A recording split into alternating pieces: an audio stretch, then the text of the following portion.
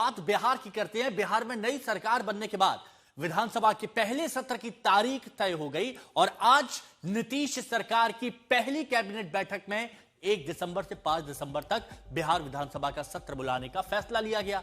अब इसके साथ ही कैबिनेट बैठक में 10 एजेंडे पर मोहर लगी, 10 एजेंडों पर, जिसके तहत निवेश को बढ़ावा देने, नए औद्योगिक क्लस्टर विकसित करने, पुराने औद्योगिक क्षेत्रों को पुनर्जीवित करने की बात कही गई है।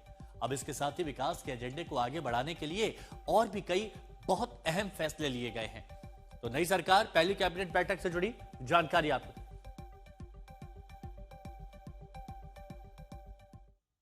तो भारी बहुमत के बाद जब गठन हुआ मंत्रिमंडल का, उसके बाद यही बात की जा रही थी कि अब आगे क्या। तो यहां पर देखिए विकसित होंगे नए औद्योगिक क्लस्टर। जो आज नीतीश की बैठक में बड़े फैसले लिए गए, वो बड़े फैसले हम आपको बता रहे हैं। जो पुराने औद्योगिक क्षेत्र थे, जो ज्यादातर बंद हो गए, तो उनको पुनर्जीवित किया जाएगा, या फिर जिनकी हालत खस्ता हो गई थी उनको दोबारा से मुख्य धारा में लाया जाएगा और रोजगार सृजन होगा। अब इसको लेकर नीतीश कुमार पहले से ही कहते रहे हैं कि रोजगार के अवसर ज्यादा से ज्यादा पैदा किए जाएंगे। ये नहीं कहा कि हर घर सरकारी नौकरी, लेकिन यह कहा कि रोजगार लोगों को दिया जाएगा। अब बिहार में निवेश की आकर्षक योजनाएं यहां पर बनाने की बात कही गई है, ताकि ज्यादातर जो लोग हैं वो निवेश कर सके, जो व्यापारी हैं, जो उद्योगपति हैं, वो बिहार में निवेश कर सके।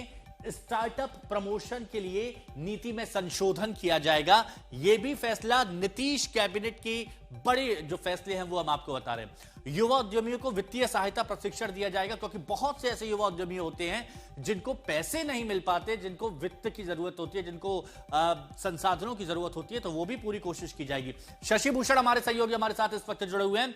शशि, पहली कैबिनेट की बैठक सबकी नजर थी और उम्मीद की जा रही थी कुछ ऐसे फैसले लिए जाएंगे कि एक नए बिहार की संरचना जिसमें हो देख सकें। क्या ऐसा कुछ हुआ? सबसे अहम फैसले क्या थे?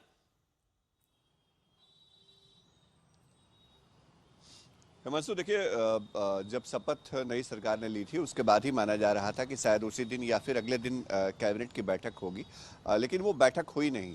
और अमूमन हमने देखा है जब भी नई सरकार का गठन होता है तो फिर पहले कैबिनेट की बैठक में बहुत ज़्यादा एजेंडे होते नहीं हैं। जो एजेंडा होता है उसमें विधानसभा सत्र बुलाए जाने का प्रपोजल राजभवन को भेजा जाता है, जो आज भी किया गया है।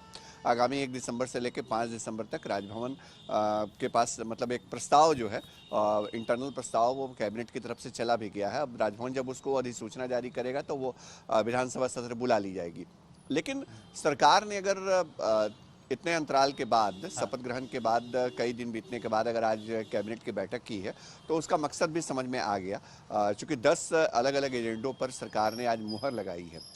इसमें रोजगार सृजन को लेकर के सरकार की तरफ से जो कदम है वो दिखता है, और साथ ही साथ बिहार में निवेश को बढ़ावा देने और नए सेक्टर्स में कैसे बिहार आगे बढ़ पाए उसको लेकर के प्रस्ताव, एजेंडे जो हैं वो दिखते हैं। सबसे अहम अगर करें तो जो कृषि आधारित संरचना है उसमें चीनी मिलों की भूमिका बिहार में बहुत अच्छी रही है, पहले भी हमने देखा है।